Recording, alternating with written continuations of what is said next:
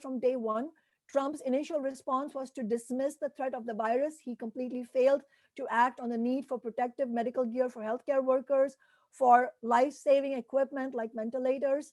And the mishandling of this crisis has been criminal from day one. And literally, there is blood on the hands of this administration from the lives that have been lost unnecessarily. But the failure is not only of Trump. Both the Republican and the Democratic establishments, despite their differences, agree on one thing, which is their undying loyalty to Wall Street and billionaire interests. And these are both establishments that have fiercely opposed Medicare for all, any kind of public health care that could actually have made a huge difference in people's lives and in our country's ability in dealing with this crisis. A recent conference of mayors throughout the United States tabulated that cities need 28.5 million face masks, 24.4 million other items of personal protection equipment, 7.9 million test kits, and 139,000 ventilators. This is in the richest country in the history of humanity. Washington state ranks second to last nationwide, believe it or not, in both staffed hospital beds and ventilators. In South Korea, they've been able to dramatically slow the onset of the pandemic through mass testing. Meanwhile, in the United States, the immense majority of people have no access to testing, and many have no access to affordable care of any kind to begin with.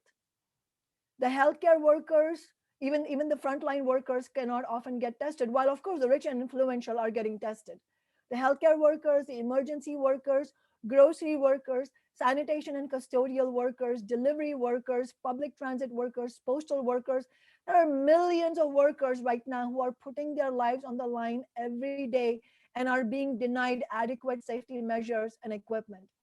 On the other hand, tens of millions of workers who are told to stay home for social distancing correctly through scientific recommendations. But what's happened is many have been laid off and so have no paychecks coming in now, or others haven't been laid off but do not have access to paid leave. And this is in the context of the normal, the quote unquote normal situation under capitalism, where most of us live paycheck to paycheck. So if we don't have a paycheck, then what do we do? And not to mention the kind of economic abyss we are heading into. Harvard economist Kenneth Rogoff, who studies recessions under capitalism, has just said that the 2008 recession was just a dry run compared to the economic crisis we are heading into. And he estimates that we might see the mother of all financial crises. Let's look at unemployment as an example already, the numbers that we have already measured, and this is unemployment measured by unemployment filings, unemployment insurance applications, which we know is an underestimate because it includes gig economy workers who are misclassified as contractors like Uber and Lyft drivers, Instacart workers. It excludes self-employed people who are living on the margins, and it also includes many part-time workers. So measured by this underestimate, the total nationwide job losses was a staggering 10 million in just the last 2 weeks of March. In Washington state, in those same 2 weeks, 312,000 workers filed new unemployment insurance claims. And this past week's unemployment numbers in the state are absolutely mind-boggling. In this last week, the unemployment has gone up so much that it is 7 times higher than the peak number of claims received by the state during the 2008 recession. So already the recessionary period that we are in has now gone beyond what we faced in the 2008 recession, not to mention what is to come. And what is to come? The Federal Reserve is estimating 30% unemployment rate in the second quarter, which is depression level unemployment. So, across the country already, millions are without pay or with reduced pay, and yet the rent and mortgage payments come due. Today is April 2nd. What are ordinary people going to do in April? What are we going to do in May, June, July? This is the question. This system, capitalism, will not do what is needed to address the pandemic, which is social distancing for as long as is needed, as recommended by scientists, testing people and doing as much contact tracing as much as is needed, and complete protection for essential and frontline workers. This system's only goal, the capitalism's only goal, is to keep making profits for the bosses. Trump said recently that workers should go back by Easter, go back to work by Easter. Then he got pushed back. Then he said at the end of April. This is horrific, but he is not alone. Corporate politicians from both parties and the corporate media are pushing the idea in different forms that businesses should reopen even at a major cost to human lives. And keep in mind, this is not because they care about workers who've lost their pay. This is because without the workers going to work, their profit machine comes to a standstill. So, in other words, they want us to die for Wall Street. Just to quote former CEO of Wells Fargo, he said, "We'll gradually bring these people back, these people meaning us workers, and see what happens. Some of them will get sick, some of them may even die. I don't know. Do you want to take an economic risk or a health risk? You get to choose." So what is presented here is a false choice. You either take an economic risk and you become destitute, or you literally take your life in your hands and go to work and face the prospect of extreme illness and death. But we should reject this false choice. And so it's really important to note that there's been a mood of revolt in society since Trump and others have said these words. And the day he said everybody should go back to work at Easter, the hashtag not dying for Wall Street was trending. So people are saying, we're not dying for Wall Street. It is possible to have a global economy and society that works for humanity and the planet, but we will need to fight for it. And we are seeing brilliant examples of workers fighting back. The Black sanitation workers who are Teamsters in Pittsburgh went on an illegal wildcat strike because they have no protective equipment. Bronx nurses have gone on strike because they don't have basic equipment to help keep them safe when they're serving the patients. Instacart shoppers, who are again workers treated as contractors and with no protections, just announced their strike actions earlier this week. And again earlier this week, Amazon warehouse workers on Staten Island held a walkout, and they're going to have future actions. And in Seattle also, we've begun to get organized. And this is what this meeting is about. Last week, I wrote 2 public letters to Governor Inslee urging that he, one, immediately suspend all rent, mortgage, and utility payments for as long as the pandemic lasts. And we're very clear what we mean by suspension of rent, mortgage, and utility payments is people make no payments because they are not able to, without adverse consequences like accruing back rent or incurring other debts, no eviction notices, no damage to credit rating. We're also demanding from the governor that he immediately institute a statewide rent freeze to the end of the year, to be extended for longer if necessary. And what we mean by rent freeze is no rent increases at least till the end of 2020. And we had to include this in the petition because outrageously, we are seeing corporate landlords sending notices to their tenants saying their rents are going up in the spring. I mean, this is completely unconscionable. So to go with this letter that I sent to the governor, the 2 letters, we've also launched a public petition to win the suspension of rent, mortgage, and utility payments and a rent freeze so rents don't go up this year. And already we have gathered over, in a few days, over 8,200 signatures on that petition. If you agree with us that we need to suspend rents and that payments, and that the corporate landlords who have all these cash reserves, who are continually exploiting and gouging renters and have become millionaires and billionaires on our backs, if you think that they've sucked enough of our blood, then you should sign this petition if you haven't already signed it. Thanks to the 8,200 people who have already signed it. But if you haven't, please check on your live stream feed for the link to that petition and make sure you sign it. And you should definitely contact my office if you want to help us further getting to 15 or 20,000. And my staff will also put in the email address for my council office if you see it on your feed. And if you want to get in touch with us to help us organize, then please let us know. And throughout this town hall, I will be presenting some steps of how tenants can get organized.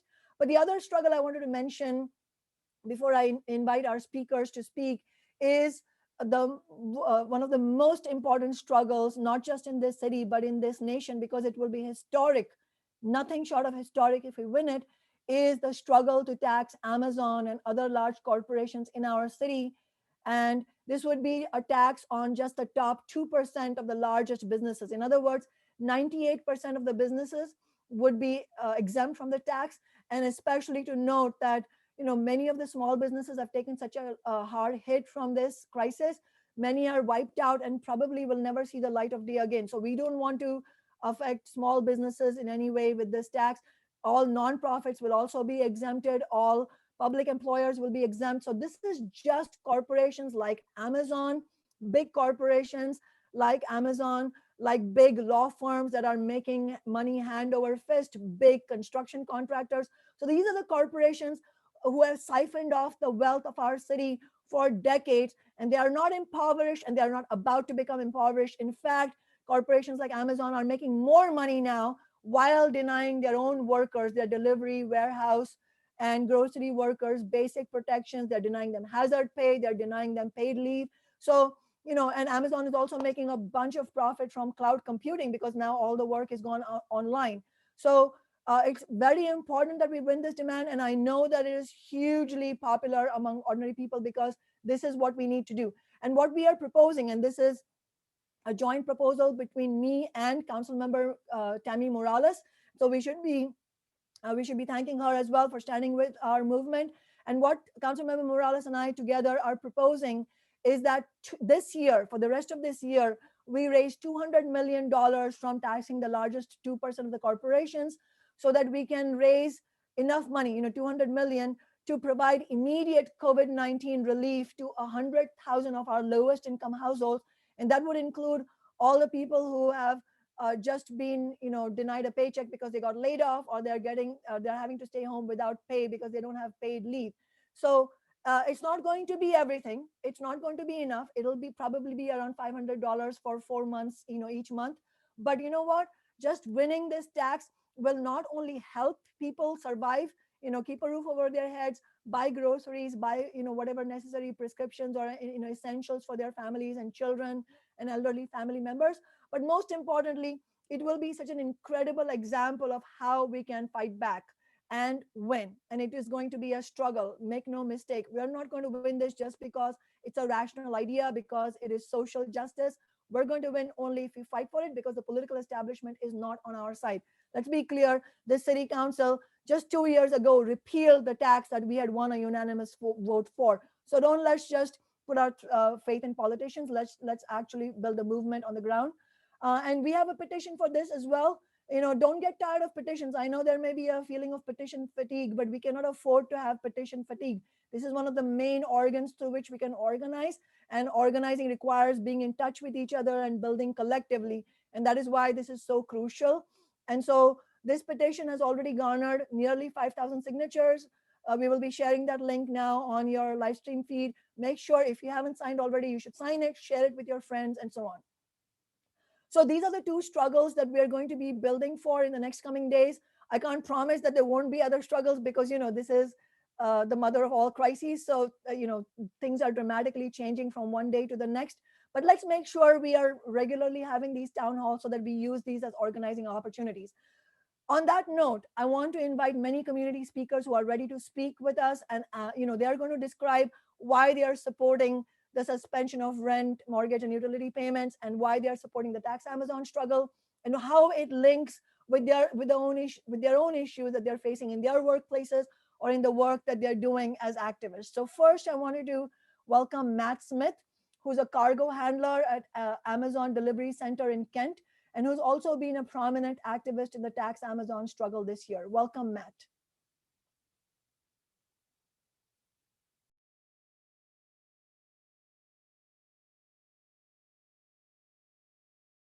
Hey, I hope everyone can hear me now. All right. My name is Matt Smith. I work as a contract cargo handler at Amazon at a delivery station in Kent in the belly of the beast. And I'm also a member of Socialist Alternative.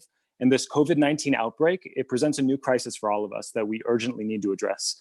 On the one hand, the past weeks have seen unprecedented numbers of working people in Seattle, across the country, get tossed into the unemployment lines. Councilmember Sawant, spoke to this a little bit. Hotels, restaurants, bars, casinos, they're all shut down.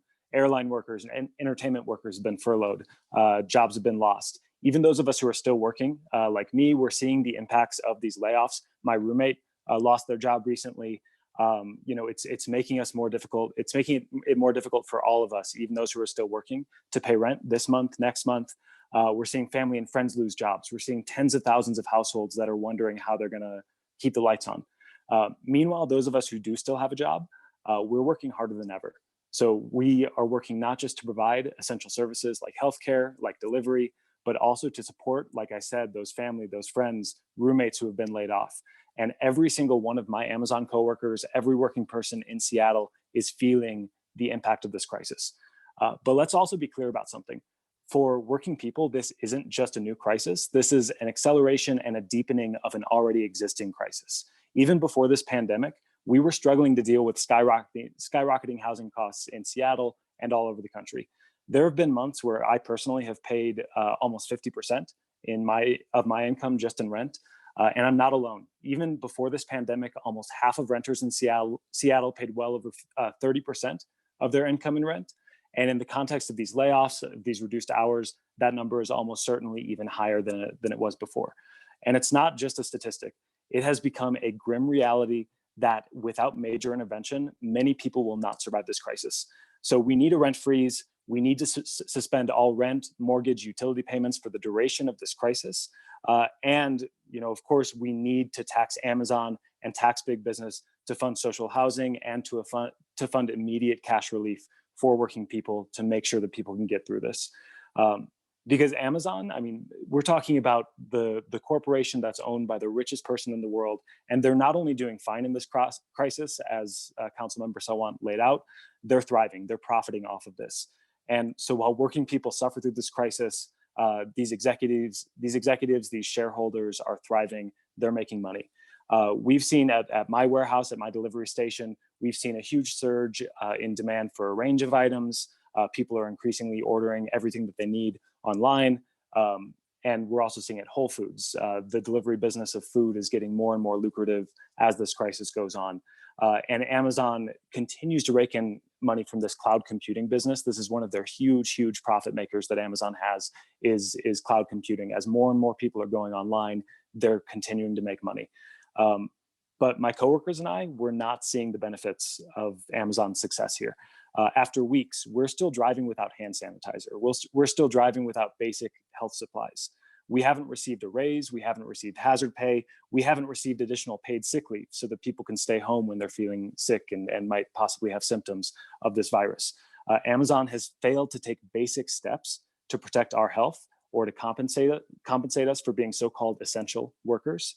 And this is always going to be the case under capitalism, right? Big business will always put their profits before the health and the safety of workers and the community. And we're seeing that process play out right now to deadly effect. These are life and death things that are happening right now. Warehouse workers have tested positive at least 19 warehouses, including the one right down the street from me in Kent. And Amazon is refusing to shut them down, even for a thorough cleaning. And that is how little they care about our health, about the health of me and my coworkers and the health of our communities, because we're delivering into thousands of homes every single day. These warehouses are a hotbed, a potential hotbed for coronavirus spread, and they're not doing what's needed to protect us. And ultimately, we're going to have to take these huge companies like Amazon into democratic public ownership and run them ourselves, right? If workers and the community controlled these businesses democratically, we could decide what's essential and what's not based on actual public need, not profit. We could make sure that workers are getting the health supplies that they need, make sure that we're fairly compensated for the work that we're doing. Instead, we live in a system where a handful of billionaires make these decisions for us, where Jeff Bezos is getting richer while tens of thousands of people in Seattle have been laid off, don't know how they're going to pay rent this month or next month. And we live in a system where I, an Amazon worker, am paying more in taxes on my small income than Jeff Bezos is on his billions of dollars of profit. So this is unacceptable. It needs to change. And we need to build a movement that's powerful enough to overthrow this whole system. And right now, with this Tax Amazon campaign, we have a chance to take on Jeff Bezos, engage in battle and demonstrate the power of this movement. We have the chance to win real gains for working people and to build our movement in the process. And we have a chance to show that despite this quarantine, despite these conditions, we can take on my boss, Jeff Bezos, and win. We've done it before, we can do it again. But let's be clear, we're up against a lot here.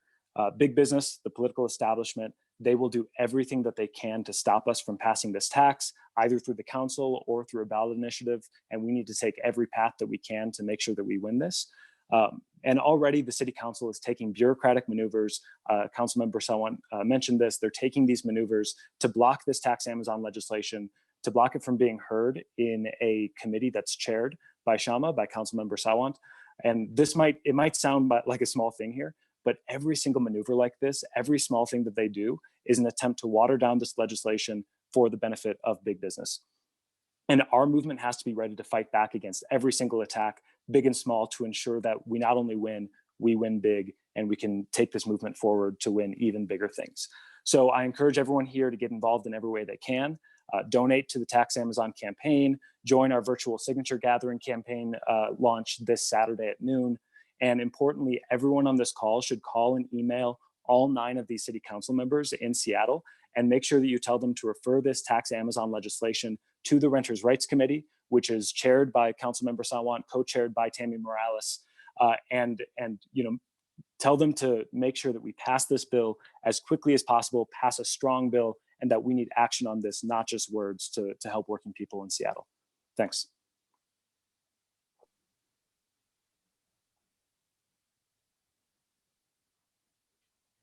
Thank you so much, Matt.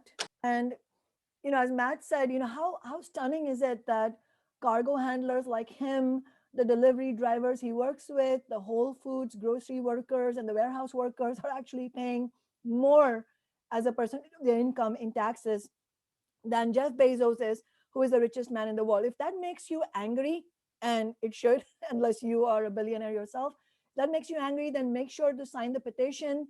We'll make sure to share the link throughout this meeting. But also, I want you all to join in if you're free at the City Council meeting on Monday at 2 p.m. Pacific time. When I say join, obviously I mean remotely, because we are observing social distancing and the meetings are happening. The City Council meetings right now are happening over Zoom, like this meeting. And unfortunately, despite my repeated uh, admonishing that we need public testimonies enabled through this new technology, the City Council has not yet taken steps for enabling public testimony, and I promise you I will keep fighting for that. But at this moment, you can listen into the meetings, but you can't comment to the City Council meetings. But I really urge you to support our movement by calling in on Tuesday, and my staff will be sending you the Facebook link for the 2 p.m. meeting, so you can have all the information. If you click going on that, you can make sure that that time is reserved on your calendar, and also you know how to call into the meeting through your phone. And as Matt was correctly saying, they are the establishment. They, meaning the establishment, is attempting to block the movement, even at the get-go, at such an early stage, by refusing to allow me as the socialist council member who, alongside the movement, has fought for the Tax Amazon. The legislation is from my office and Councilmember Morales' office. They're refusing to let me chair the committee. And as Matt said, that seems like something esoteric, some internal detail, but it isn't. It is a maneuver attempting to keep the movement out. It's not a personal attack on me. It is an attack on the movement.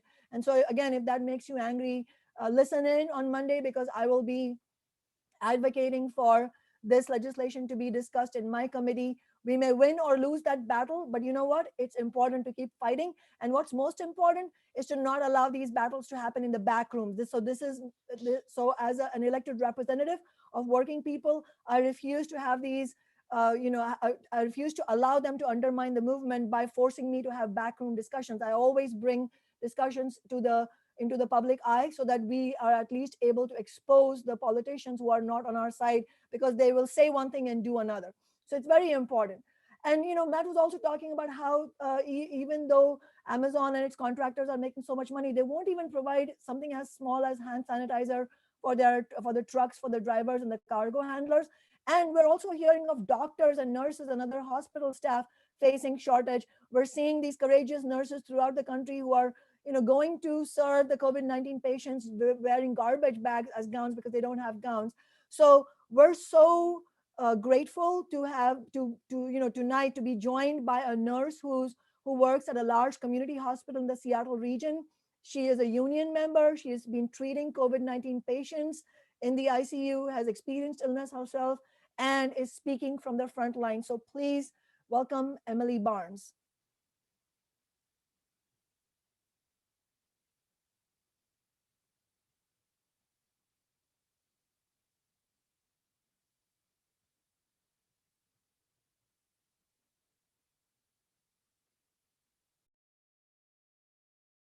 healer. She has been treating COVID-19 patients in the ICU, has experience illness herself, and is speaking from the front line. So please welcome Emily Barnes. Hi there. Thanks, Kashama, for having me. As you said, I've been working for about 9 years for a large community hospital. I'm a CCRN who's a member of WSNA.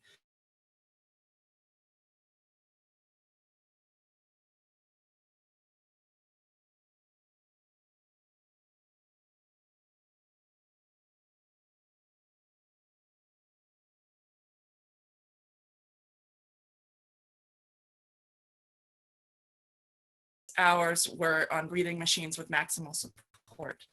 These people go downhill very quickly, and they don't seem to get better. The federal government and Centers for Disease Control were intentionally slow to acknowledge and respond to this growing threat. Trump calling it a hoax and going so far as to acknowledge on record that he wanted to keep numbers low. Finally, the CDC was pushed by healthcare professions to expand its extremely restrictive testing guidelines. And within a week, the Seattle area had become the epicenter of the first known cluster of COVID-19 cases in the US. In order to keep ourselves, our colleagues, and our patients safe, nurses need to wear a gown, head and shoe coverings, N95 masks, and face shields. And we need to change these between each patient. Only this specific equipment, used exactly as we're trained to use it, can keep us from becoming walking vectors for the spread of this disease. These procedures must be followed exactly with the exact equipment that was designed for this job. Without us, we're only spreading the disease. Most COVID patients should only be paired with one nurse each. We need to ensure increased staffing to proactively address this need. I will say that I just heard from coworkers that my hospital in particular is now going to require us to use one N95 mask and one surgical mask for our whole 12-hour shift, which is, I'm frankly afraid to go back to work tomorrow because I've already been sick, and this disease is scary. Every day that I go to work for my patients, I see the way hospitals try to save money by cutting staffing for the people who do the most essential work: nursing staff, maintenance staff, cleaning staff. Yet our labor is what stands between life and death for our patients. We're already seeing examples in the news of hospitals cutting pay for healthcare providers and cutting staffing to unsafe levels, in addition to cutting our access to equipment that we need to stay safe. Especially in my work in the ICU, patient to nurse ratios are very important. We see the sickest of the sick, people clinging to life by a thread, and we are constantly managing multiple medications, complex medical devices, and machinery, assessing patients' conditions and needs, actively working with physicians bedside to respond to acute decompensations, and charting about all of it for 12-hour shifts. We must also meet the great needs of family for information, comfort, and direction, without which family members often get sick themselves and experience disabling grief for years to come. In addition to that, in the setting of COVID, we're not allowing visitors under most circumstances, except when patients are dying. So nurses are responsible for coordinating video conference calls with families.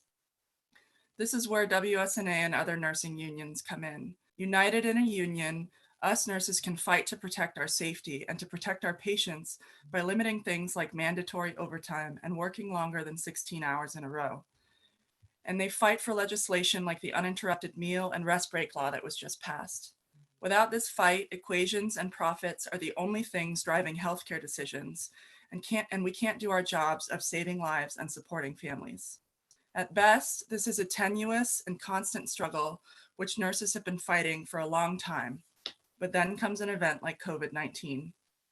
Our government's woefully inept and criminally negligent response to COVID-19 will only lead to millions more deaths. Because we don't have enough of the personal protective equipment we need to protect ourselves, the ICU beds, the ventilators, enough nursing, medical, and ancillary staff. Because the federal government under Trump underfunded, silenced, dismissed, and neglected the timely and aggressive response we needed to prevent the healthcare crisis to come. We have to act fast. In addition to the above measures, we must use manufacturing infrastructure from the automobile and other industries to manufacture ventilators, hospital beds, and PPE nurses desperately need to care safely for patients. We should strengthen the National Voluntary Medical Draft to deploy healthcare professionals where they're needed most. We should give immediate paid on-the-job training to nursing students, medical students, and other professionals to become a set of helpful hands we desperately need to care for all the patients to come. We should adequately compensate nurses and other necessary staff for the risks they are facing going into work. We should earn hazard pay. We should make it illegal during this pandemic for hospitals to cut staffing or pay. As a nurse, I consider it my duty not only to care for patients, but to advocate for the community I serve. Patients have been affected by the widening wealth gap, the housing crisis, and the debacle that is the American health insurance system. The influence of billionaires like Jeff Bezos on politicians runs as deep as their pockets. Now is the time, in the face of this unprecedented event in human history, to come together and demand fundamental shifts in how our community, society, and government function. Now is the time to tax Amazon and Bezos's billions to help pay workers. I support the tax Amazon legislation announced yesterday by Councilmember Sawant's office. This 2% tax on Seattle's largest businesses will help create $200 million in COVID-19 cash assistance this year for 100,000 low-income households, and starting next year, $500 million for housing. We need these funds to care for our most vulnerable. We will also need to fight for this by building a powerful grassroots movement. We cannot just expect that politicians will do the right thing, because unfortunately, most elected officials under capitalism at the moment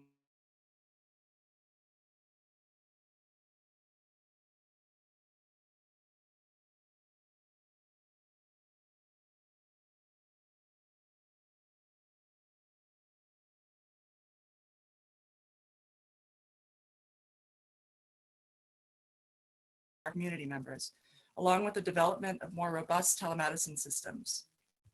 Housing for all. There should be tax penalties for property owners with vacant residential properties. There should be a statewide suspension of rent, mortgage, and utility payments. If these demands aren't met, working people and the labor movement have to call for massive strike actions, including the possibility of building towards a general strike. I should say that as a public employee, and due to my professional and ethical obligations as a nurse in the midst of the pandemic, I couldn't personally strike, but I would support those who did. We need to use the movements we build during this pandemic ultimately to point towards the fight for socialized medicine. Lastly, as someone working on the front lines, I'm asking that you stay home for your community and so that I can return home to my family safely every night. I've seen firsthand how devastating and isolating this disease can be. Please help your community members, loved ones, friends, and family live through this pandemic without having to die alone in a hospital bed with only me or one of my colleagues by their side. The peak of this disease in our area is yet to come, likely in the second or third week of April. Data appears to show that social distancing is working in this area to help slow the spread of COVID-19. But the idea that all workers should return to work by the end of April, as Trump has said, is absolutely preposterous. We'll need to maintain these social distancing measures for at least 12 to 18 months, or we still run the risk of overwhelming our healthcare infrastructure, which will lead to hundreds of thousands dying, both COVID patients, as well as those who we are unable to provide care for because we'll be at over our capacity. We need to come together as a community and support one another through this. We also need to hold our government and the billionaires funding and controlling it accountable.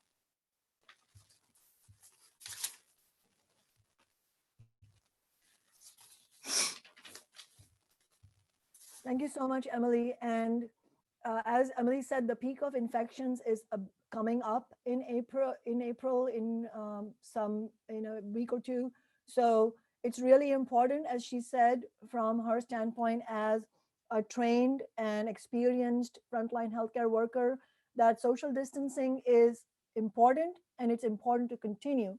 And our next speaker, Sharon Crowley, who is an organizer with and a member of UAW 4121, which is the union that represents the graduate students at the University of Washington, will be talking about how the students and the workers there are pushing for their rights and how they have been standing up for both their students as renters' rights and also as students who are advocating for the Amazon tax.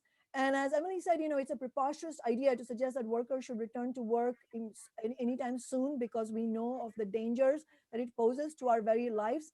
And in fact, the University of Washington, as one of the premier state institutions, has been one of those places, one of those employers that has not been responsive enough to their workers' demands that they should be able to stay home with pay in order to help healthcare workers deal with the patients and not overload the hospitals and not cause unnecessary loss of human life. And that we are, that as a society, we have to make sure that we are taking the scientific recommendations of social distancing seriously. And so let's welcome Sharon Crowley, who will talk about the role of the student union in the tax Amazon struggle and our social struggles as a whole. Thank you, Shama, for having me on this panel. I'm very honored to be here. As Shama said, I'm a member of UAW Local 4121. We are the union for undergraduate and graduate student workers and postdoctoral workers at the University of Washington. Our members are researchers, and many of them are doing research on COVID-19. Their work will help us understand the virus better and hopefully develop a vaccine and life-saving treatments as quickly as possible. Before COVID, their positions were already precarious. This pandemic has only intensified their vulnerability at a time when we urgently need their life-saving work. Before COVID, our members were already rent burdened, with the majority paying 30 to 50% of their monthly income on rent. And that's to rent small quarters with multiple roommates often. Now this pandemic is spawning an economic crisis that threatens to be even worse than 2008, as Shama mentioned. Of course, any economic downturn is a threat to UW's budget, but this one shows every sign of being much worse than 2008. UW will respond like they always have, like every large employer always does, by cutting jobs and wages for their most vulnerable workers and outsourcing as many jobs as they can. This threat falls especially heavily on our international members who are here on student and work visas. If an international student or postdoc's appointment does not get renewed for the next academic year, that person has to leave the US within 30 days. This is a devastating career-ending blow in the best of times. Imagine now facing such a blow when you can't even fly to your home country, and then you face penalties in the US for not leaving within the grace period for the end of your appointment. Throughout our union's history, we've had to fight hard for equitable treatment from our employer for all of our workers, including our right to work in safe, healthy environments, especially important now, and to earn a wage that will allow us to live in the city where we work. Nobody should have to fight so hard to meet their most essential needs, but we do fight. We are only able to win improvements because we are a strong union. We stick together, we stand in solidarity. Like all workers in Seattle, our members need affordable housing. We need a citywide solution to Seattle's housing crisis because employers and big businesses will never do the right thing by their workers unless we make them. They will always choose to minimize wages. They will always choose to cut their most vulnerable workers to balance their budgets. It's great that our movement won an eviction moratorium for the city of Seattle. It was a huge win. 2 weeks ago, it seemed like a radical proposition, right? Now it's not enough.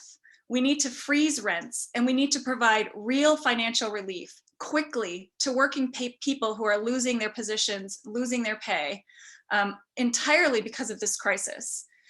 Why should individual workers and renters have to go into debt while we deal with this pandemic threat, when big businesses like Amazon continue to profit off of our work while paying little or nothing in taxes? It's outrageous, and it's time to hold them accountable. UAW members are renters, and we are workers who struggle to make ends meet, just like everybody else in Seattle. We are excited to support this initiative so that we can fund COVID relief with real money that people need, and also to fund green social housing for Seattle's most vulnerable workers. This is the solution that we need. Let's get it on the ballot. Let's fight hard to win next November.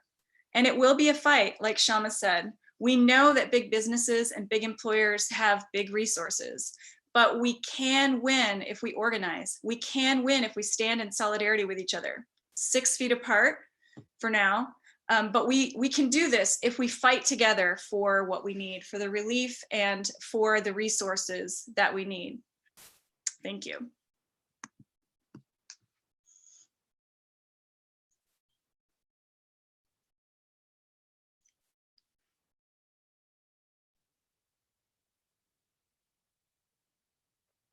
Thank you so much, Sharon. And to follow Sharon's words, we will share the Tax Amazon petition once again for those of you who came in later and didn't see it before. So if you haven't signed the petition yet, please do. You have, but you know that your job doesn't end there. You should share it with your family, friends, co-workers. Make sure everybody is getting involved in this struggle. And if you are renters, then you should definitely get involved as well. I wanted to introduce our next speaker and then mention a few steps that renters can take, tenants can take in order to put their struggle forward.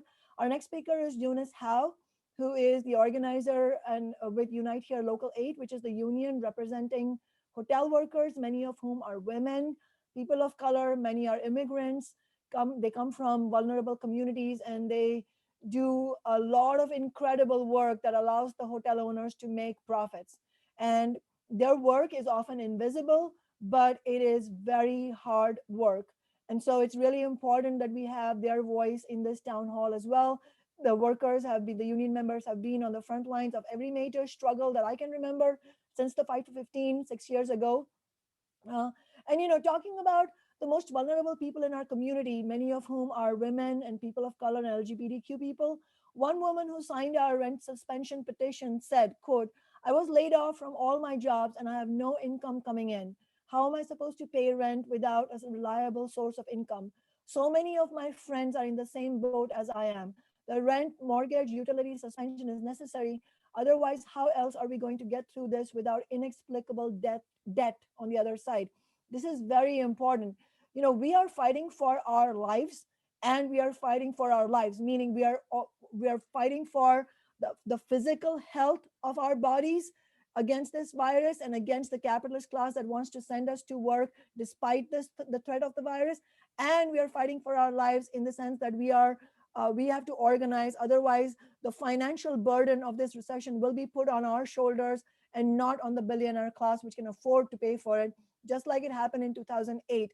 So if you're watching this and you want to win this statewide rent, mortgage, and utility suspension, you need to get involved in the struggle. So make sure you email my council office if you want to get organized with your fellow tenants.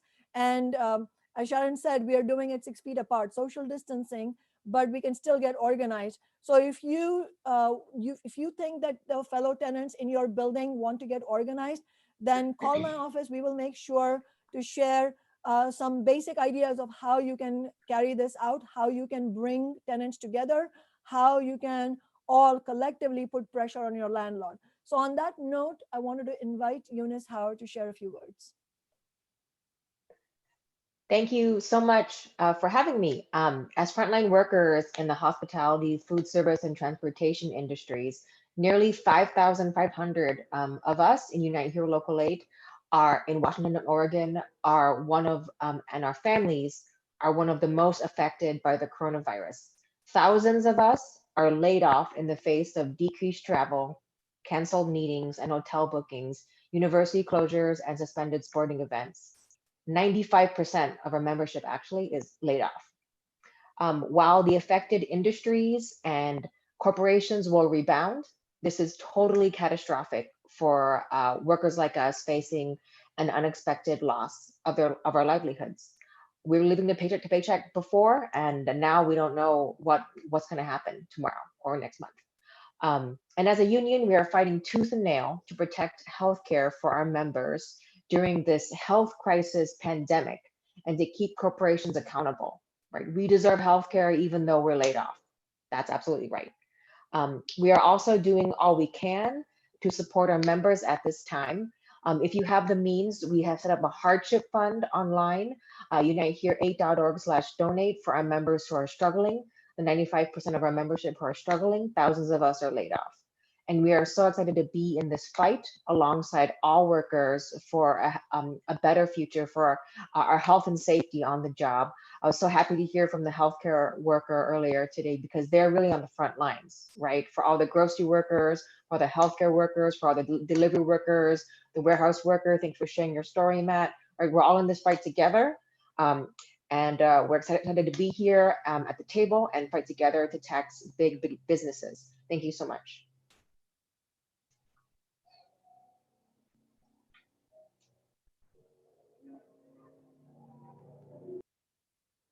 Thank you, Eunice. And I totally agree. And I hope everybody who's watching this agrees.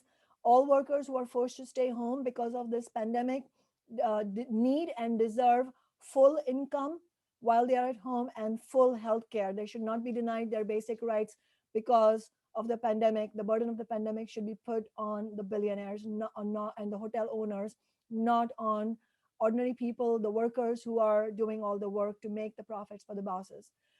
Our next speaker is Logan Swan, who's a construction worker, a member of the local iron workers union. And, Emily Barnes talked about socialized medicine. And I think Logan will share a few ideas about how that relates to the broader concept of socialism.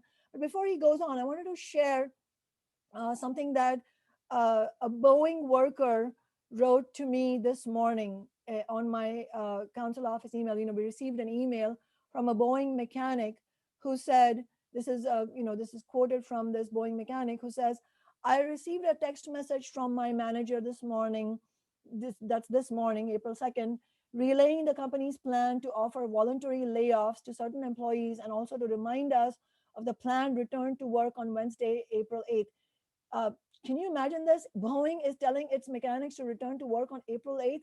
That would be disastrous. So the worker continues explaining, I work as a wing structure mechanic at the Renton factory building in the 737 MAX.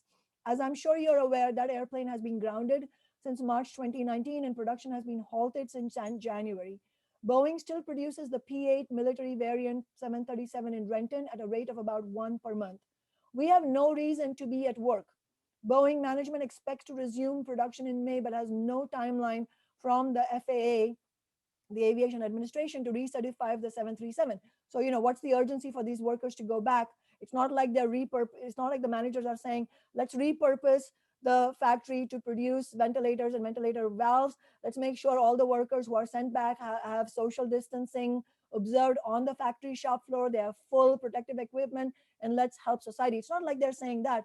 They're talking about taking the workers back so that Boeing executives can make profit. And the worker continues to say, thousands of people work at the Renton plant and we all walk shoulder to shoulder at the end of the day. There's not enough cleaning supplies, not enough social distance controls, and everywhere a push to maintain a production schedule that disregards worker safety. And he says, here in the Puget Sound, unlike many areas around the country, we have been doing a good job keeping the pandemic curve flat enough for the medical system to continue to function. I'll have to go back to work when they tell me to, because I can't afford not to. So this is a testimony from a Boeing mechanic, and I thought I would share that before Logan spoke, because construction workers have also been forced to go to work even though they are not essential workers. They can easily be allowed to stay home with full pay, but construction contractors want to continue making profit, so they are willing to endanger the lives of the workers, and some of the workers have been taking action, and Logan can share something about that and also talk about why he's a socialist. Hi, my name's Logan Swan. I'm a rank and file union iron worker out of Local 86, Seattle. Just to get into, we've been working overtime. Seattle's been the crane capital of the country for years now, and despite all of the work we've put into building the city, all of us live outside of the city. I'm lucky. I live like half hour without traffic away from the city. My commute is one that is envied by pretty much everybody I work with, who can commute, sometimes spending 3 or more hours a day in their car. And yeah, what's been the result of that is just a funneling of a lot of money going up to the most wealthy people in in the world, building Amazon's many headquarter buildings in South Lake Union to, building high rises for big financial firms and whatnot. But yeah, and then it's been going unabated until like I got laid off just over a week ago, right up at the last day that the contractors could have their job sites open before it was clarified that what exactly was essential work or not, although the contractor for the job I was on, who was managing it, insisted up until the morning of the last day they could stay open that, it was business as usual, which, it rankled a lot of the guys. There are guys who have family who have gotten the virus, and there's not enough beds available for them to get care, and a lot of guys have, their families that they're worried about taking it home to. And it's it seemed like I was on a job that had some of the better measures put into effect to prevent the spread, and it was still pretty miserably inadequate. Where guys are getting packed into man lifts going up the side of the building for 45, 50 stories, and they're shoulder to shoulder for the whole way up, which is, there's no way you can try and say that's social distancing. But yeah, and that's, there's been a lot of guys not reporting for work, because we're not dying for Wall Street. There was there was a bunch of guys who were supposed to be on an essential project. They were offered, their boss said, you can, if anybody feels uncomfortable, you don't have to come into work, you can go home. And the whole crew walked out, and then they got phone calls afterwards from higher up saying, well, we can't make you work, but you won't get unemployment. And that's just economic blackmail, because who knows how long this is going to go on.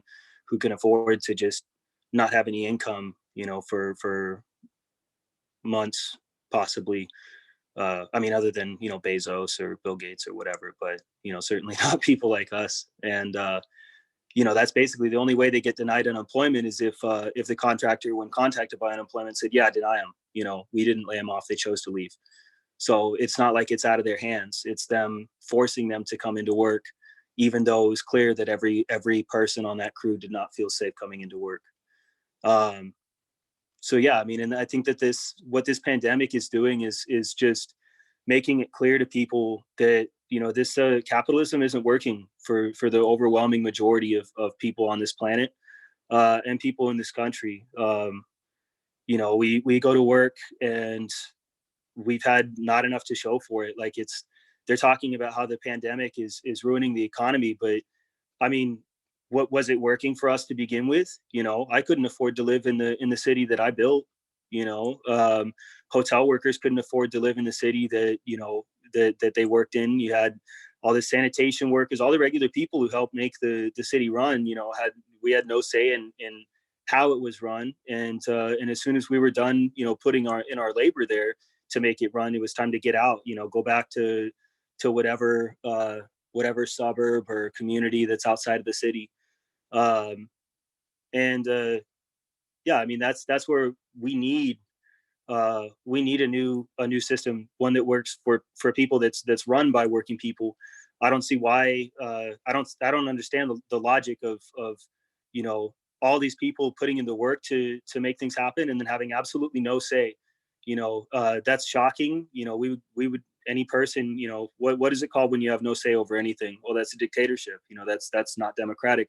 And why is it that the moment I clock in, I lose any democratic rights? I'm an at-will employee. I can be fired for any reason, and the closest thing we get to it is a political system where these people are bought and paid for by the corporations that have shown, like what Matt was saying before me, that they don't care about our health. And that's shown in the construction industry where talking to the guy who was on the essential work job, is that that's blackmail. They know that you have infants, you have little kids, you've got teenagers, you've got young adults with no pre-existing conditions, and they're dying from this disease. So they know that if you come and you're working shoulder to shoulder with other guys, you know, on an unsanitary job site, that they're forcing you to risk your life and the life of your family by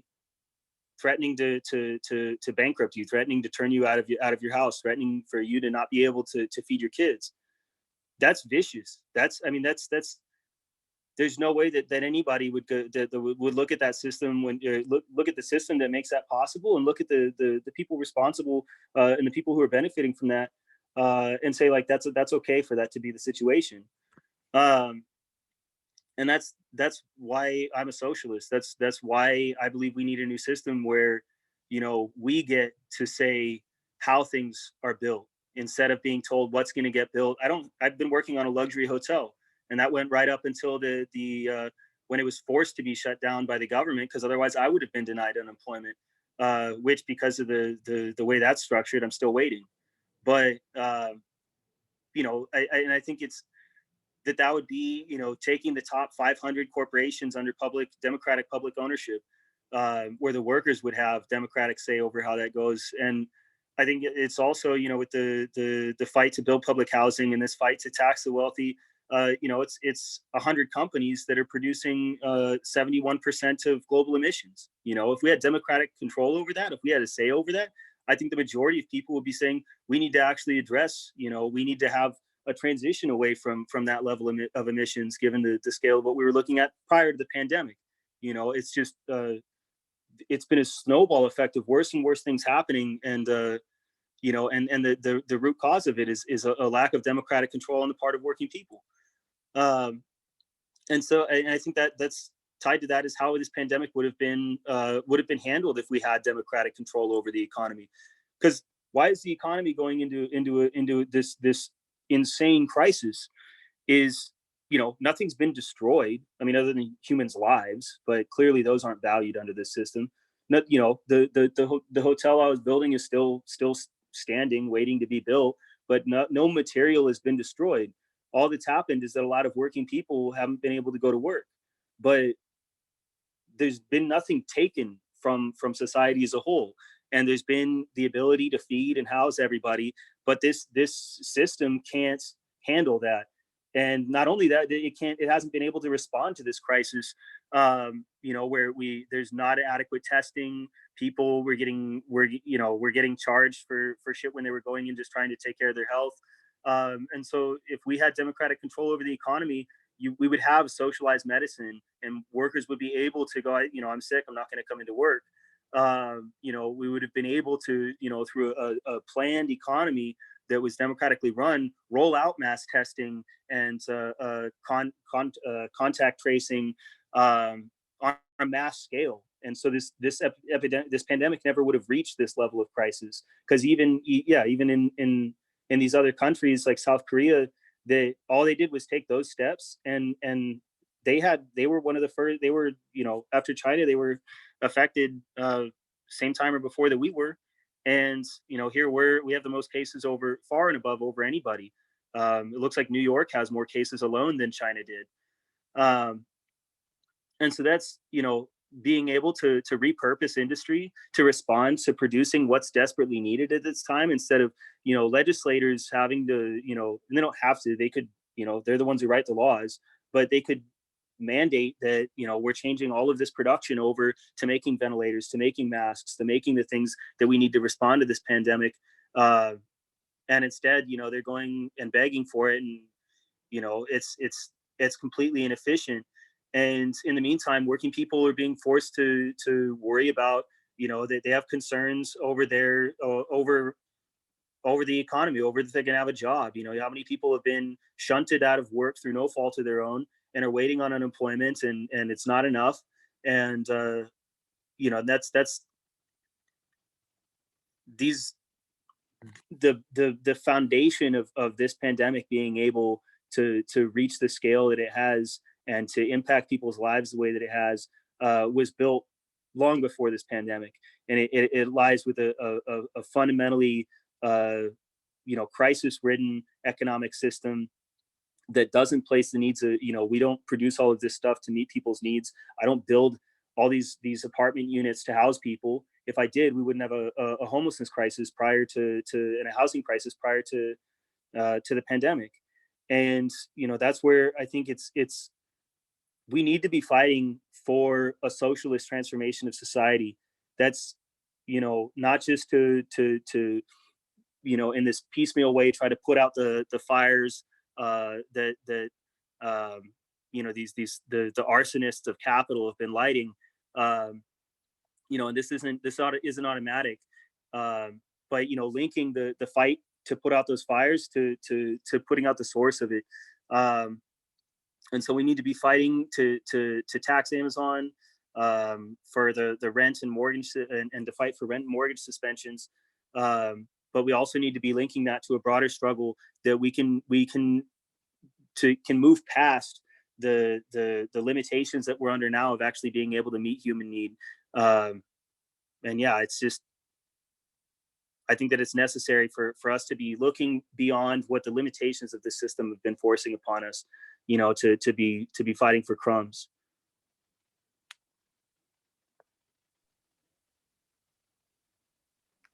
Thanks so much, Logan. And as Logan said, a lot of people are recognizing to this pandemic that we need a new system, and we need to begin building that movement by fighting around concrete demands like taxing big business to fund COVID-19 relief, suspension of rents and mortgage suspension, and all of that linked to a deeper struggle of taking our society towards a sustainable one that actually does help people thrive and does not create this kind of massive crisis where the same people who are working hard and getting very little in return for that are the same people paying the price for the deep crisis as well. So make sure you sign the petition for tax Amazon. Make sure you sign the petition for rent suspension.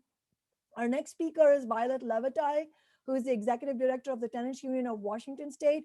And she personally and the Tenants Union as an organization have done incredible work in the last many years, helping to organize tenants throughout the state, which is a major undertaking on a shoestring budget, which is what the Tenants Union does. And it's really important that Violet is here to share her thoughts about what she's hearing from the tenants who contact her and why she's supporting not only the rent suspension and mortgage suspension, but also the tax Amazon struggle. And as I mentioned before, what we're fighting for and the legislation that we want to introduce on Monday. And as I said, that itself will be a struggle. And so you should all join me on the phone. You won't be able to speak at the meeting because we are now doing it on the phone and public testimony has not been enabled, despite my demand that we include it at the city council meetings. But you all should at least listen in, and we will make sure the council members know that they are not doing this in the back rooms. They are in the public eye. And what we are fighting for, as I mentioned earlier, is $200 million this year by taxing the wealthiest corporations so that we can immediately fund up to $500 per month for 4 months for 100,000 lowest income households. And that includes the households that have been made destitute because they were laid off in this crisis. And starting next year, it would raise $500 million by taxing those same largest corporations like Amazon to fund social housing and the Green New Deal. And Violet has been on the forefront of fighting for both social housing and the Green New Deal. And make sure you contact our office. Our email, is being shared every so often during this town hall. If you want to connect with the tenants union, we will make sure that you're connected with them. And as I said, if you want to organize the tenants in your building, you should make sure to get in touch with us. If you live in a townhouse or a single family home and you're renting it and you don't know who your fellow tenants are, make sure you connect with us. We will share different strategies for you to connect with tenants, other tenants of your landlord. The tenants union will be willing to help you. If you're a working person who owns a home and cannot pay your mortgage because you've lost your job, you should also get organized with us. So make sure you connect with us. And if you're a small business owner, if you know other small business owners who've lost their income sources, who've been wiped out in this crisis and will not be able to pay their commercial rent, you should also be part of this. So we have to be united and we should demand together that the corporate landlords, corporate developers, and big corporations pay for this crisis. So I'm happy to welcome Violet. Thank you, Shana. And Thank you, everyone who has already spoken. Just it really, really exciting when we all band together and fight together. Thank you, Shama. We had a press conference yesterday of the importance of pushing forth this legislation. So our fight is mostly to help people, mostly in this difficult time. This legislation that Shama Sawan and Tammy Morales has put forth, this is important legislation. Right now, the first step that I want to just ask everyone and whoever's listening is to contact Yellow City Council to actually take action and really, really, if you are going to stand with the community as an elected official, you are going to vote for this, because this legislation will help thousands upon thousands of families, and we want to make sure that no more are being evicted or being pushed out or to other cities, and that's what we're experiencing. Displacement has already begun in full swing right now in the city of Seattle. I should know because I was also, gentrified and had to be displaced and had to move out of Seattle. My name is Violet Lavatayam. Like Shama said, I'm the executive director of the Tenants Union of Washington. We advocate for tenants. And while we were, on this call, I was getting emails and phone calls. I get direct phone calls from tenants who need help. And the fight is still on. There are many, many people right now as we speak. Landlords are increasing the rent or giving them 20-day notices in other cities. The great thing about the city of Seattle, we have the just cause law. But just imagine living in your place for 16, 20 years, and your landlord asks you to move in 20 days. And so those are the kind of fights that we're fighting, not only right now with the COVID-19, we see that landlords are still trying to get around this epidemic and act immoral about giving notices to tenants, increasing their rents. And so when we band together, it's it's united. If you're in the medical field, which I really want to give a shout out to all the healthcare workers who are on the front line, who are giving their lives to this epidemic and helping people. And so as the tenants union, we are still fielding calls and everything. I just wrote to the Attorney General yesterday of the 20-day notices that are coming in, and we're asking them to step in. We have to actually encourage and implore to elected officials to pass these legislations, because these legislations would help people all over the state of Washington, even in Seattle. This work that Shama and Tammy Morales has done, making history with no more winter evictions and things like that. This is the thing that we have to, you have to, like I said, I'm sorry, I'm getting calls coming in now, still a tenant. I actually support this legislation so much that ever since it's been on my mind is thinking about these families these working poor families. I always call them the working poor families because that extra $500 is really that huge help that they need. A lot of people don't know that there's a Fresh Bucks, and I'll give you an example. We've advocated, because I'm a community, we advocate for different programs for the poor. And I remember this, the Fresh Bucks, it's only $40. But to a poor family, that's a lot of money.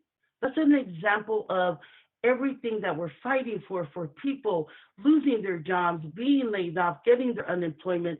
Everything ties together. And our ask is that elected officials get involved and really change the narrative. We live in a world that is capitalism. And why are we asking that these big businesses pay their fair share? Because for years, This is the reason why we're in this situation right now, is because of capitalism, of these big businesses paying their fair share. You know what kind of world we would have if they paid, their taxes? Why is it that people like all of us, the working people, pay more taxes than these billionaires? This billionaire is not feeling the crunch of anything. These billionaires are making more money as we speak right now. It's like the rich get richer and the poor gets poorer. And so if we just lay down and take this, we would be in a worse situation. Our job right now is to reach out to those elected officials in the Seattle City Council and to ask them to stand with the community, to stand with the citizens, to stand with people right now and make a difference. I'm really grateful for Council Members Shama Sawant and Tammy Morales, because they're not the norm as what the world in Seattle or any council sees. They actually do their job. And that's help people, is to, even have uncomfortable conversations about the rich. And the backdoor deals that City Council has had for years and years and years. This is the reason why some of them won't push forth on legislation, because some of their campaign money came from them, from these big businesses. I can say that because it's true. And the thing is, if we ask and implore them and say, hey, would you stand with the community? Would you vote and push this legislation forward? Not because of Councilmember Shama Sawant or Tammy Morales passed it, because it's good for the people that put you in that seat and the people you serve. And so I always like to talk about this because we know what the issues are. We know what the solution can be if elected officials did their job. So we're calling out on the governor, the attorney general, and any elected official is to stand with the community, stand with the people, and pass these legislation that will help the people. If you have any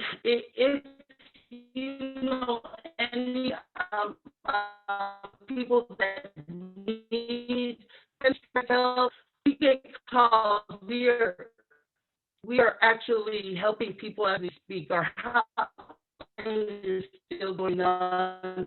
We can't have our clinics open because of the social distancing. We are still on the floor, on the ground, working to help people. And so if you want, I'm going to put our number out there, 206-723-0500, voice that you ask somebody else, tell them about, sign the petition. And let's all band together to get this, to fight together. What a different world it is when every citizen stands together and fights together. Thank you, Shama.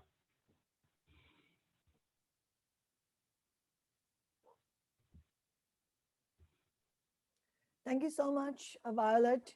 That was very inspiring. And if you didn't catch the phone number, I hope we can share it on the live stream feed to make sure everybody has the phone number of Tenants Union as well, and as well as the email address of our office, and we can help connect you to the Tenants Union.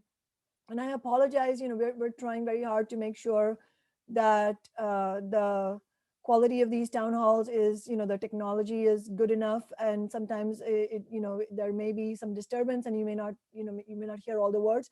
I apologize for that, but it's important that we're doing this town hall, and I really thank everybody who's watching on the live stream.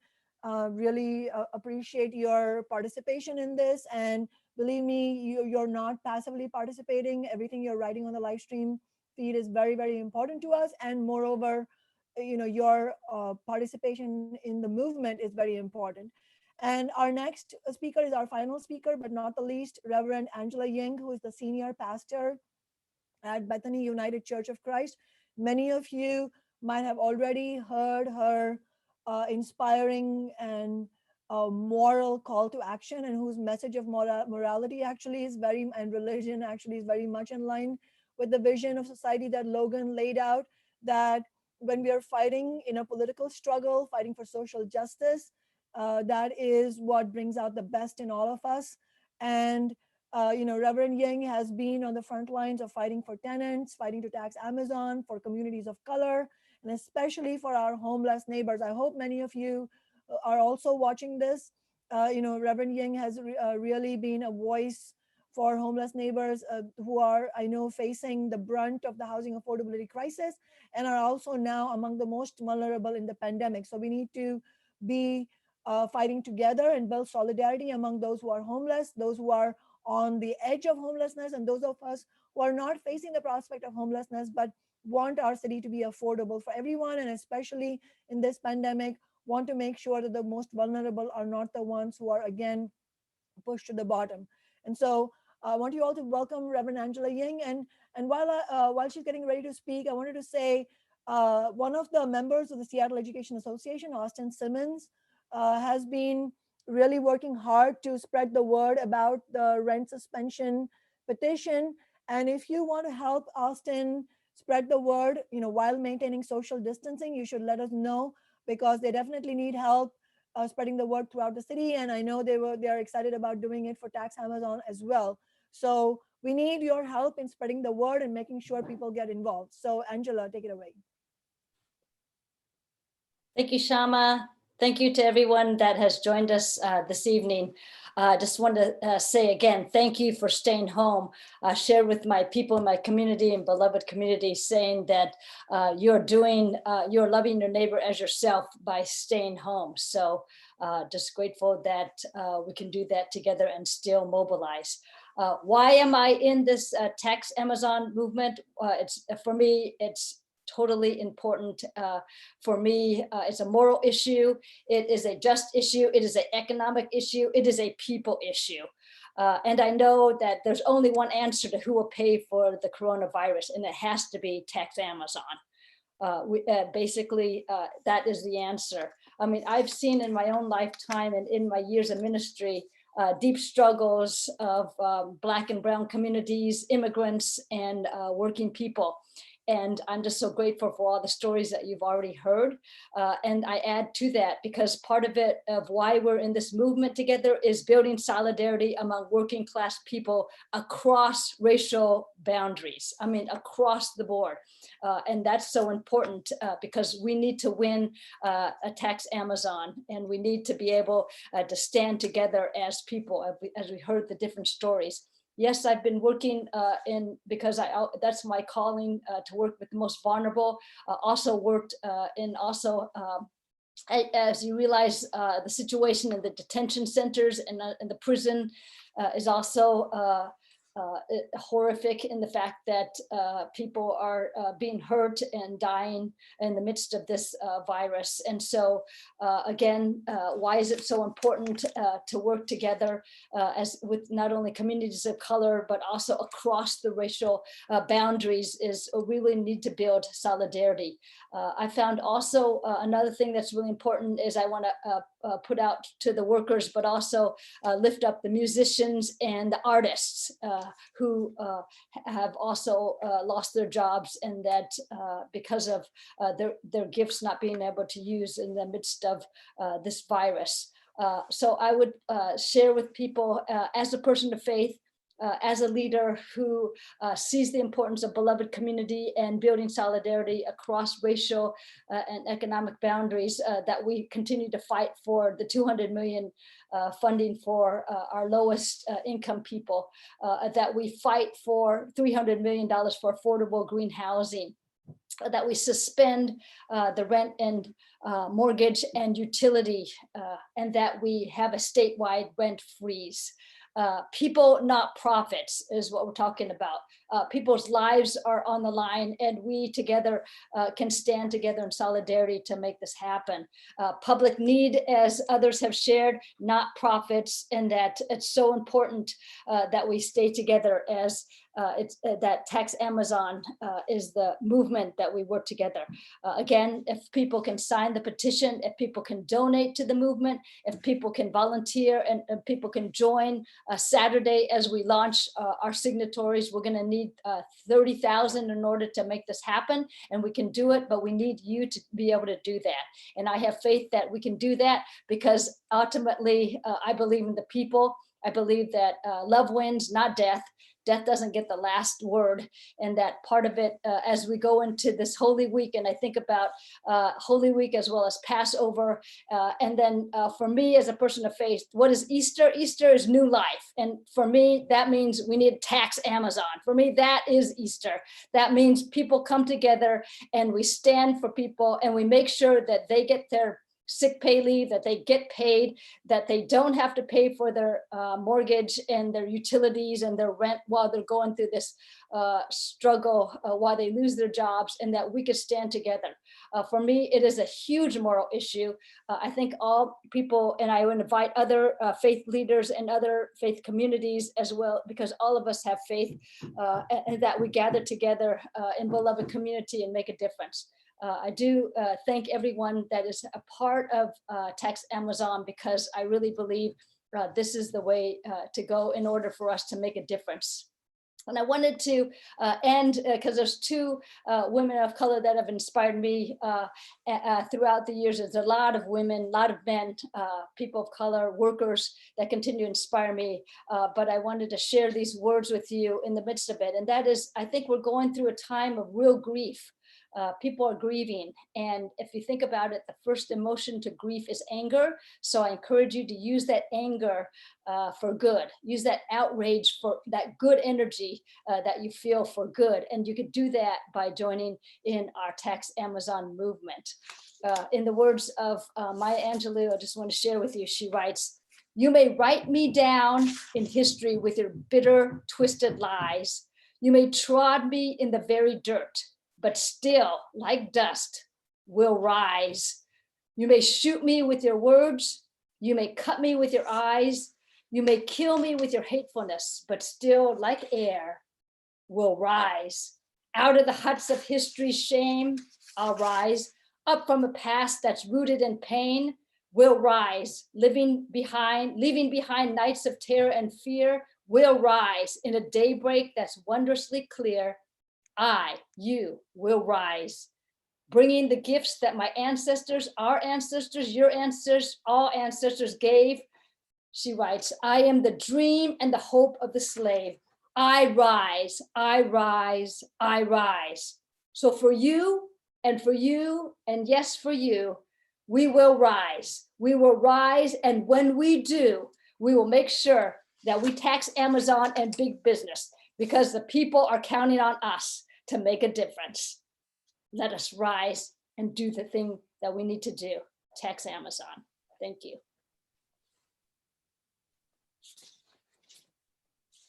Thank you so much, Reverend Ying. I think that was a fitting concluding speech for our town hall. But as I said, the movement has just begun. So please don't go yet. I want to just fill in some of the next steps before you all go. And then we should meet again at our town hall on Thursday, April 9th at 6 p.m. And I must say, I like Reverend Ying's plan for Easter than Trump. I mean, I hate Trump's plan for Easter, which is all the workers should go back to work and risk their lives. Absolutely reject that. We're not dying for Wall Street. I like Reverend Ying's plan that we're going to get organized by the time it's Easter, and then, you know, really go on to hopefully win the Amazon tax, win the rent suspension, and really protect people's lives. And as Reverend Ying said, it's people over profit, and it's public need, not private greed. That's what we're fighting for. And her words reminded me of some of the comments I was reading from the people who have our community members who have, who have submitted signatures for the petition of the tax Amazon and also rent suspension. And one of the comments from one of the people who signed the tax Amazon petition went like this: "Without the financial assistance this tax will provide, people in our communities will continue to be pushed into the streets. This was a crisis even before the pandemic. The coronavirus has only underscored how, for many of us, one or two missed paychecks make the difference between whether we live in a home or on the streets, whether we eat or starve, and whether we live or die. This should not be a reality when the very same community also houses some of the richest people in the world." So, as Reverend Ying said, the first stage of grief is anger. Let's use the anger for good. If you're feeling angry about the state of the world, it's not your fault. It's not a problem to be angry. Let's channel it into a social struggle and as Violet mentioned, we won the winter evictions moratorium. We won the $15 an hour struggle. We won many victories by organizing. But this is an unprecedented crisis, so our organizing has to be 10 times more effective, and we have more challenges now because of social distancing. But let's rise to the challenge, as Reverend Ying said, let's rise, and it is possible for us to do that. History has shown that the working class does actually have the capacity to and the creativity to rise to challenges. And this unprecedented crisis can be an unprecedented opportunity as well. So let's build a movement to win our demands. I think for me personally, I've experienced that getting organized and building a collective movement with others alongside me is the best antidote to isolation, to depression, to demoralization, which especially people are feeling right now because we don't have the social connection. If you haven't signed the petitions yet, please make sure we'll keep sharing this on the live stream feed. If you're not getting emails from my council office about update for next steps and so on, then you should make sure to write to my council office. Our email address will be up on the feed at different times, and we'll make sure to add you to our email database so that you will be kept updated on our next steps, because we need you to be involved. So next, what's happening? We have Monday, 2 p.m., the city council meeting. If you can tune in on the phone, you will hear me speaking and advocating for the Amazon tax and why it should go in a committee chaired by me and vice chaired by Councilmember Morales. That will be the first step of the struggle. And then we have a lot more to build. If you can, between now and Monday morning, this is very, very important. We need your support between now and Monday morning. If you can send an email to council@seattle.gov. Nick from my office will be sharing this on the live stream feed. If you can send an email, we're also sending you a sample email. Feel free to write your own email, but if you don't have the time to draft your own email, you can use the sample email. But if you agree with us that the movement should be empowered and that politicians should not use backroom tactics and tricks and maneuvers to undermine the movement, then you should send an email to council@seattle.gov. That email address sends an email to all council members, and it will let council members know that you are part of this movement. Your voice will be heard, and they will know that hundreds, maybe even thousands in the coming weeks are becoming part of this movement. So let's make sure that all the politicians, including the corporate politicians, understand that this is not just me or my office or just my staff. This is a movement, and the movement is leading this struggle. It is not one person, and we are all in this together because our lives are on the line in many ways, more ways than one. So let's fight together for it. And in addition to Monday, let's make sure you all save the date, Thursday next week, April 9th at 6 p.m. Everybody stay safe, stay healthy. Remember what our nurse said. Make sure we help our healthcare workers by not adding to the burden they're facing. Let's make sure if we're able to stay home, maintain social distancing, and let's meet again on April 9th on Thursday at 6 p.m. Thank you so much, and solidarity.